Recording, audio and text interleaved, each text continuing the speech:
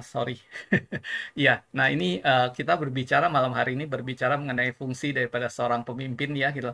Nah, seorang pemimpin ini tentunya punya fungsi yang luar biasa penting sekali ya teman-teman. Bahkan bukan cuma dibilang penting, tapi adalah sangat-sangat menentukan atau sangat esensial sekali gitu. Nah, saya belajar banyak sekali dari sebuah kutipan dari John Maxwell ya yang berbicara yang bilang bahwa segala sesuatu itu bangkit atau jatuh karena kepemimpinan. Slide-nya ganti kan ya? Kelihatan Nanti slide ganti, Pak. ganti ya. Oke, benar ya gitu. Soalnya di tempat aku hitam semua. Ya, nah jadi segala sesuatu tuh bangkit atau jatuh karena kepemimpinan gitu. Nah, ini sesuatu yang apa ya, yang aku kadang-kadang suka nggak terima gitu. Kenapa? Karena ya pemimpin itu yang menentukan segala-galanya. Kalau dibilang fungsinya pemimpin, itu fungsinya pemimpin tuh udah dari satu kalimat ini aja udah cukup jelas ya teman-teman gitu. Bahwa segala sesuatu tuh bangkit atau jatuh karena kepemimpinan gitu.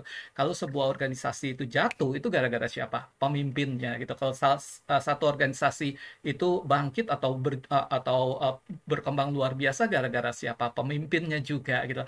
Jadi semuanya gitu teman-teman gitu. Jadi pemimpin itu sebenarnya adalah seseorang yang benar-benar besar sekali ya fungsinya gitu ya. Sangat-sangat esensial sekali gitu. Dan kalau kalau boleh dibilang kalau misalnya aku tulis di sini itu ya uh, bukan bukan sebagian atau sebagian besar ya segala sesuatu bangkit atau jatuh gara-gara kepemimpinan, bukan sebagian atau sebagian besar ya gitu ya. Nah, ini yang menarik gitu. Kenapa? Karena mungkin kita berpikir, oh Pak, mungkin mungkin cuma sebagian kali Pak, sebagian besar gara-gara kepemimpinan mungkin gitu ya, bukan. Tapi ada juga yang sebagian-sebagian yang mungkin bukan gara-gara kepemimpinan, tetapi jawabannya enggak teman-teman gitu ya. Itu bahwa seluruhnya, semuanya itu adalah ada di pundak daripada seorang pemimpin gitu. Makanya kenapa topik sebagai pemimpin ini itu benar-benar topik yang menjadi passion aku ya gitu, karena salah satu memang impian aku itu adalah bagaimana aku bisa mendevelop banyak orang untuk menjadi seorang leader-leader ya, seorang pemimpin-pemimpin yang berkualitas gitu. Nah, tentunya sekali lagi saya mesti ulang lagi ya, saya udah share ini berkali-kali dari sejak kita membahas mengenai kepemimpinan. Definisi kepemimpinan kita itu bukan berarti bahwa Anda harus menjadi seorang direktur, CEO dari sebuah perusahaan, Anda memimpin sebuah organisasi yang terdiri dari puluhan, ratusan orang. Enggak, teman-teman gitu. Tapi definisi sebagai seorang pemimpin itu adalah bagaimana Anda mempengaruhi orang lain ya gitu. Dalam skala Anda ya, Anda nggak usah berpikir, aduh Pak, saya masih jauh Pak, itu mah untuk memimpin ratusan orang masih, oh enggak. Jangan jangan berpikir seperti itu ya teman-teman gitu. Tapi Anda dalam skala Anda, buat Anda yang mungkin sebagai seorang pemimpin buat teman Anda mungkin, kalau buat Anda yang mungkin masih muda, saya lihat di sini ada Lala, ada Valeria, ada juga beberapa teman-teman yang tentunya masih sangat muda sekali gitu. Pastinya ada orang-orang yang terpengaruh sama Anda atau dipengaruhi sama Anda gitu ya gitu. Nah, mungkin itu teman baik Anda. Nah, Anda adalah sebagai seorang pemimpin dari orang itu kita. Nah, tentunya sekali lagi mungkin tidak dalam konteks sebuah organisasi yang legal atau yang resmi ya, tetapi tetap Anda sebagai seorang pemimpin. Atau yang saya sering banget contohin yaitu bahwa Anda misalnya pada saat Anda menikah, Anda memiliki keluarga, Anda adalah pemimpin daripada keluarga Anda, baik yang pria mungkin Anda memimpin keluarga secara keseluruhan, tapi buat yang wanita pun juga pada saat Anda memiliki anak, Anda juga pemimpin daripada anak-anak Anda tentunya gitu. Dan banyak lagi ya teman-teman contoh-contoh ya, saya yakin banyak di antara Anda juga seorang pemimpin atau yang berpengaruh di dalam lingkungan Anda, mungkin di lingkungan tetangga Anda atau mungkin organisasi spiritual Anda gitu ya. Nah, sekali lagi semua yang kita ada tanggung jawab, kita merasa bahwa kita adalah sebagai seorang pemimpin ya, dan apa yang saya bicarakan ini akan sangat bisa dipraktekkan sekali di dalam tentunya semua hal yang tadi saya sebut ya gitu. Sekali lagi segala hal ya, semua ya itu bangkit atau jatuh gara-gara kepemimpinan. Jadi gara-gara Anda dan saya gitu ya. Kalau bisnis saya belum sebesar yang saya mau, salahnya siapa? Gara-gara siapa? Saya, teman-teman gitu ya. Karena saya akan yang menentukan pace daripada organisasi yang saya pimpin gitu. Nah, juga juga yang menarik bukan bukan karena kepintaran ya teman-teman ya gitu. Kalau tadi saya bicara semuanya itu adalah karena kepemimpinan. Nah, tapi ada juga yang berargumen, Pak, mungkin bukan karena semuanya gara-gara kepemimpinan kali Pak gitu. Mungkin juga gara-gara ada organisasi itu lebih pintar-pintar, lebih bertalenta, lebih berbakat gitu, lebih punya keahlian ataupun bahkan modalnya lebih besar gitu. Nah, teman-teman juga jangan sampai salah ya gitu. Artinya bahwa ini adalah persepsi daripada orang yang tidak mengerti mengenai kepemimpinan ya gitu. Tetapi orang yang benar-benar mengerti mengenai kepemimpinan, dia tahu dengan jelas gitu bahwa cuma satu gitu pemimpinnya itu yang sangat menentukan mengenai bagaimana keberhasilan daripada sebuah organisasi ya. Aku senang banget di buku yang kita baca itu ada sebuah contoh menarik itu, dibilang katanya bukan karena kepintaran sebuah organisasi atau sebuah perusahaan itu bisa maju ya, bukan bukan kepintaran daripada orang-orang yang ada di dalamnya, tetapi bagaimana seorang pemimpin perusahaan itu bisa mengorganisasi atau apa yang namanya itu ya, pokoknya menyatukan semua orang yang dipimpinnya itu sehingga semua orang yang dipimpinnya itu mau bekerja keras gila-gilaan ya, sebagai satu tim untuk memajukan perusahaannya. Dan ini setiap kali aku mendengar contoh-contoh seperti itu, aku merinding teman-teman, karena membayangkan betapa kekuatan daripada seorang pemimpin, fungsi daripada seorang pemimpin itu sangat-sangat kritikal sekali gitu loh. Orang bisa punya kepintaran yang jauh lebih pintar ya, sebuah tim yang jauh lebih pintar, tapi kalau pemimpinnya istilahnya tidak mengerti mengenai kepemimpinan, saya yakin sekali tim itu nggak akan kemana-mana ya. Atau lebih tepatnya lagi, ada sebuah kutipan dari bagus banget dari Alexander the Great ya. Ini seorang pemimpin besar sekali, panglima perang di zaman dulu ya gitu. Ini dia bilang, saya tidak pernah takut dengan sekumpulan singa yang dipimpin oleh seekor domba. Tetapi yang saya takuti itu adalah sekumpulan domba yang dipimpin oleh seekor singa.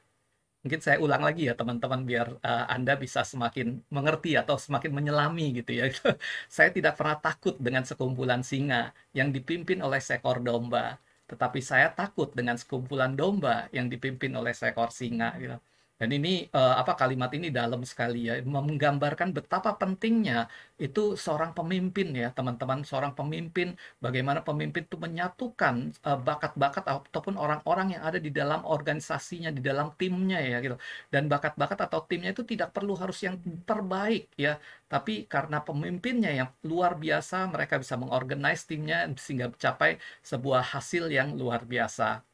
Nah, minggu lalu saya udah sharing ya betapa pemimpin tuh tanggung jawabnya luar biasa. Artinya bahwa pemimpin itu yang akan ditembak gitu. Artinya bahwa kalau ya tadi yang saya bilang gitu, kalau misalnya contohnya, kalau misalnya Anda suka dengan cerita-cerita kerajaan nih, misalnya kerajaan di China dulu punya kerajaan-kerajaan besar, atau yang suka nonton drakor gitu ya, banyak cerita mengenai raja-raja Korea di sana gitu. Anda perhatiin deh ceritanya gitu. Kelihatannya memang sebagai seorang raja tuh kayaknya keren banget ya. Waduh, pokoknya bergengsi banget, semua orang mau jadi raja, bergelimangan dengan harta, bahkan wanita dan sebagainya gitu. Tapi Anda tahu posisi yang paling tidak aman tuh di mana? Di rajanya juga. Kenapa? Karena begitu digulingkan pemerintahannya, yang dibunuh siapa? Rajanya, berikut semua anggota keluarganya tuh habis semua, teman-teman gitu. Ngeri ya zaman dulu, pemimpin itu ngeri banget gitu, karena begitu pemimpin gagal semuanya habis gitu. Bahkan sampai budak-budak yang dimiliki sama raja tersebut pasti biasanya habis juga, teman-teman gitu. Dan begitu juga sama zaman sekarang ya. Zaman sekarang ya, kalau problemnya yang saya pengen sekali untuk menyampaikan ke Anda, yaitu bahwa Anda dan saya itu bertanggung jawab terhadap organisasi yang kita pimpin, teman-teman gitu. Sebagai seorang pemimpin, bukan bukan timnya yang problem gitu, tapi Anda dan saya sebagai pemimpin yang problem gitu. Yang kita harus ya, istilahnya kalau kita di zaman dulu kita udah dibunuh gitu ya. Tapi kita harus berjuang, kita harus belajar banyak supaya kita bisa semakin mengerti mengenai kepemimpinan ini gitu.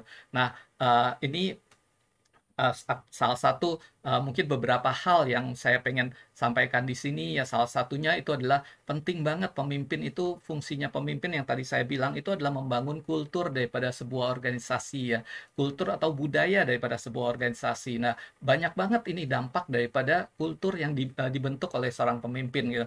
Nah, contohnya misalnya ya, kalau kita bicara tadi pemimpin menentukan kultur, dan kultur yang kemudian menentukan keberhasilan daripada organisasinya, ya gitu. Nah, sekali lagi memang kelihatannya tidak langsung, tetapi tanggung jawab untuk membentuk kultur itu ada di tangan pemimpinnya, ya gitu. Kalau pemimpinnya membangun kultur yang salah, itu dengan sendirinya hasil yang akan dicapai dari organisasi itu tidak akan maksimal juga gitu. Nah, sekali lagi di zaman sekarang kita udah bukan zaman yang dimana kita dalam bayangan kita pemimpin itu harus jadi raja, harus berperang dan sebagainya. Enggak, bukan itu gitu ya. Tapi pemimpin itu dalam konteks kita itu adalah membangun sebuah kultur, sebuah budaya di dalam organisasi kita gitu. Nah, bagaimana kemudian kultur ini akan menentukan keberhasilan daripada organisasi kita gitu. Nah, apa nih kultur-kultur yang mungkin bisa sebagai contoh yang saya banyak sekali sih teman-teman, dan tentunya sebagai seorang pemimpin itu cukup kompleks sekali ya, dan tidak mungkin untuk saya bahasannya dalam waktu ya 20-30 menit ya. Tentunya akan banyak sekali, panjang sekali. Nah, saya rekomen nanti ntar Anda bisa baca buku yang kita lagi baca yang judulnya Leaders Eat Last ini, dan juga tentunya ada nanti kita akan baca lebih banyak buku lagi di program atau di game bisnis SM10 ya, topik-topik mengenai kepemimpinan. Ini sebuah topik yang menurut saya tuh wow, ya sangat-sangat menarik sekali, karena ingat sekali lagi segala sesuatu jatuh atau bangun gara-gara kepemimpinan ya. Itu aja gitu. Keluarga Anda ya, anak-anak Anda itu jatuh atau bangun itu juga gara-gara kepemimpinan. Kepemimpinan siapa? Tentunya kepemimpinan Anda ya gitu. Nah, misalnya apa nih budaya yang bisa kita yang sebagai seorang pemimpin itu kita gali ya, atau kita perlu develop ya. Yang pertama itu kita berbicara mengenai budaya integritas ya gitu. Nah, ini memang tantangannya kita ya teman-teman sebagai seorang manusia. Itu kita punya tantangan besar sekali pada saat kita berbicara mengenai integritas ya, karena ngomong itu jauh lebih gampang teman-teman gitu. Jauh lebih gampang dan jauh lebih enak ya gitu. Tetapi melakukannya, nah itu adalah sesuatu yang sangat berbeda sekali gitu. Nah, teman-teman, Anda dengan orang yang Anda pengaruhi, itu mereka akan melihat Anda. Apakah mereka melihat Anda sebagai orang yang cuman ngomong doang, cuman bisanya ngomong doang, atau orang yang memang membuktikannya dengan action yang nyata, yang sinkron dengan apa yang dibicarakan, apa yang Anda bicarakan ya. Ya, ini satu kalimat yang selalu terngiang-ngiang di kepala saya ya gitu. Sekali lagi, ini apa yang saya sharingin di sini sekali lagi juga pergumulan saya pribadi ya, tentunya kalau saya sekali lagi seperti yang saya bilang, pada saat saya ya merenung, berpikir, pada saat saya merasa belum memiliki bisnis yang sebesar yang saya mau, ya intinya sekali problemnya adalah di saya. Dan salah satu budaya yang perlu kita pikirkan bersama itu adalah budaya mengenai integritas ini gitu. Integritas ini bukan cuma berbicara mengenai kejujuran ya, tetapi yang saya lebih senang berbicara dalam konteks sebagai pemimpin, terutama dalam konteks not voluntarily ya, sukarela ya, kepemimpinan berdasarkan sukarela ya. Kalau kepemimpinan berdasarkan jabatan atau berdasarkan gaji seperti yang kalau di kantor-kantor itu mungkin jauh lebih sederhana ya teman-teman gitu, karena kita terpaksa harus mengikuti gitu ya. Direktur kita atau CEO kita nggak punya integritas ya, walaupun kita ngomel-ngomel, tapi ya bukan itu intinya gitu ya gitu. Tapi kalau kepemimpinan yang berdasarkan sukarela seperti ada di dalam bisnis kita atau di game bisnisnya kita ini gitu, nah itu sekali lagi tergantung banget dengan diri kita. Apakah kita cuma ngomong doang? Apakah kita cuma pinternya ngomong doang gitu ya? Atau kita juga membuktikannya dengan action ya gitu. Kalimat ini, tindakan Anda berbicara sangat keras gitu sampai saya tidak dapat mendengar apa yang kamu katakan gitu ya gitu. Tindakan Anda berbicara sangat keras sampai saya tidak dapat mendengar apa yang kamu katakan ya. Apa yang Anda katakan sih salah nih, ada typo sedikit gitu ya. Nah, artinya apa teman-teman? Ya sama juga gitu. Kalau Anda dengan anak-anak Anda, dengan pasangan Anda gitu, apa nih? Anda ngomong A, tapi Anda melakukannya B, atau jangan-jangan Z Anda lakukan. Kalau Anda ngomong A, pastikan Anda juga ngomong A gitu. Walaupun itu menyebabkan Anda tidak nyaman, menyebabkan Anda tidak benar-benar tidak menyenangkan buat Anda gitu. Tapi kalau Anda sudah ngomong A, pastikan Anda Anda melakukan juga A ya. Dan itu tentunya akan terlihat dengan jelas dari organisasi yang Anda pimpin. Organisasi yang Anda pimpin akan punya sebuah perasaan bahwa dia merasa bisa percaya penuh dengan pemimpinnya. Itu adalah harga yang sangat mahal sekali ya teman-teman gitu. Nah tentunya sekali lagi semua yang saya bicarakan ini sangat praktikal sekali ya kalau Anda sudah membangun bisnis di dalam game bisnis kita, di dalam bisnis MW Network 21 kita, Anda akan mengerti apa maksud saya ya gitu. Nah, terus kemudian yang kedua kita berbicara mengenai hubungan ya gitu. Nah, hubungan ini penting sekali ya teman-teman gitu. Ini satu kalimat juga yang bagus banget dibilang bahwa orang itu tidak pernah peduli seberapa banyak yang Anda tahu sampai mereka tahu seberapa banyak Anda peduli. Ya, nah ini apa kalimat yang sekali lagi dalam ya teman-teman gitu. Kita seringkali cenderung berpikir, waduh, saya harus menjadi seorang pemimpin yang baik, saya harus mengerti semua apa segala hal gitu, saya harus punya ilmu yang banyak gitu. Padahal kalau yang kita apa lihat di sini itu jelas banget ya gitu, bahwa orang tuh tidak pernah peduli seberapa banyak yang kita tahu ya sampai mereka tahu seberapa banyak kita peduli ya. Nah, teman-teman, seberapa besar kepedulian Anda terhadap orang-orang yang Anda pimpin? Seberapa besar kepedulian Anda terhadap apa? Ya itu, seberapa besar empati Anda ya, perasaan Anda terhadap mereka gitu, perasaan bagaimana kalau mereka punya tantangan, mereka punya kesulitan ya.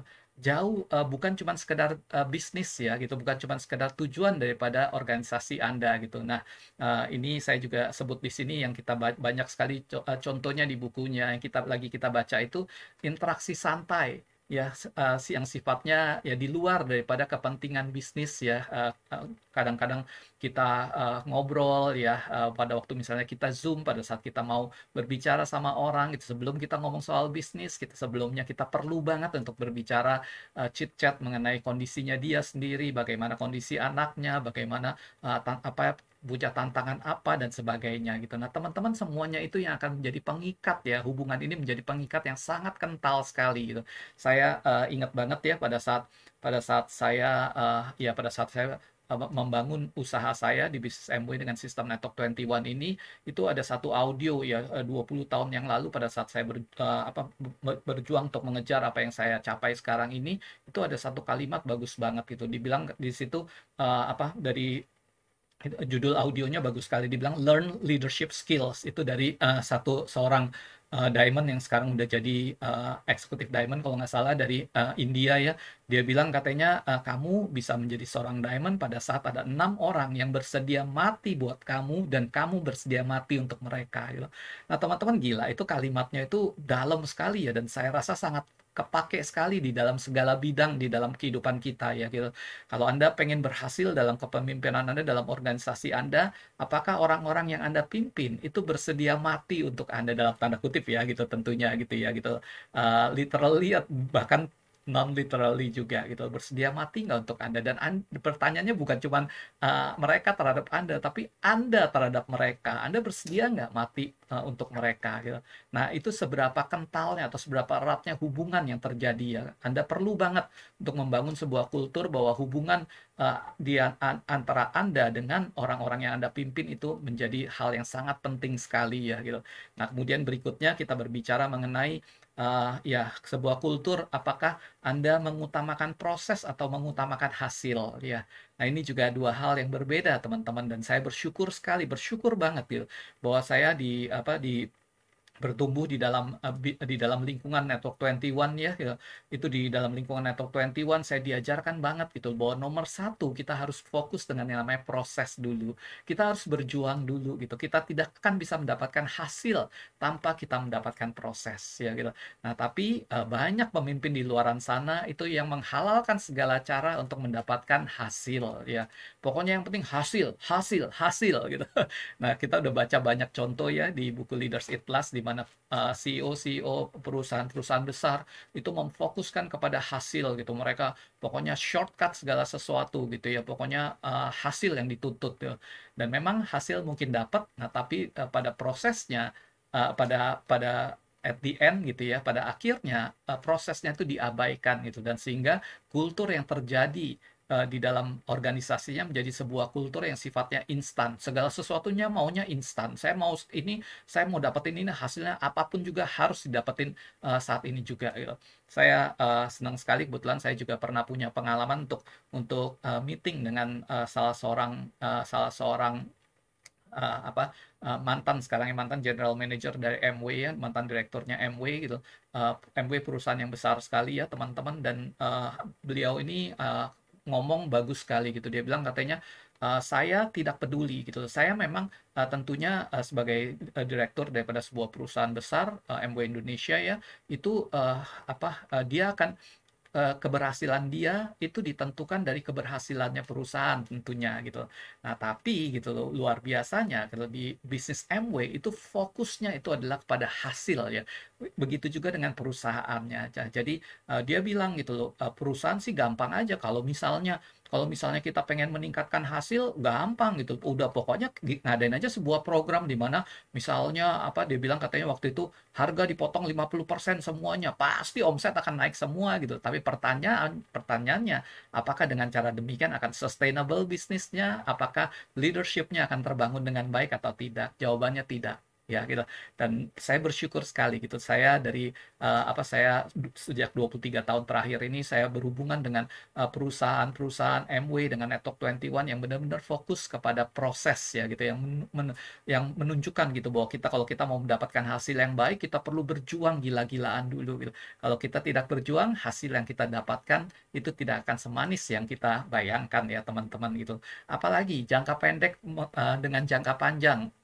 Apakah Anda seorang pemimpin yang mengutamakan jangka pendek, teman-teman, dibandingkan jangka panjang? Nah, ini sekali lagi hubungannya jelas ya dengan yang tadi saya bicara gitu, yang tadi mengenai proses maupun hasil ya.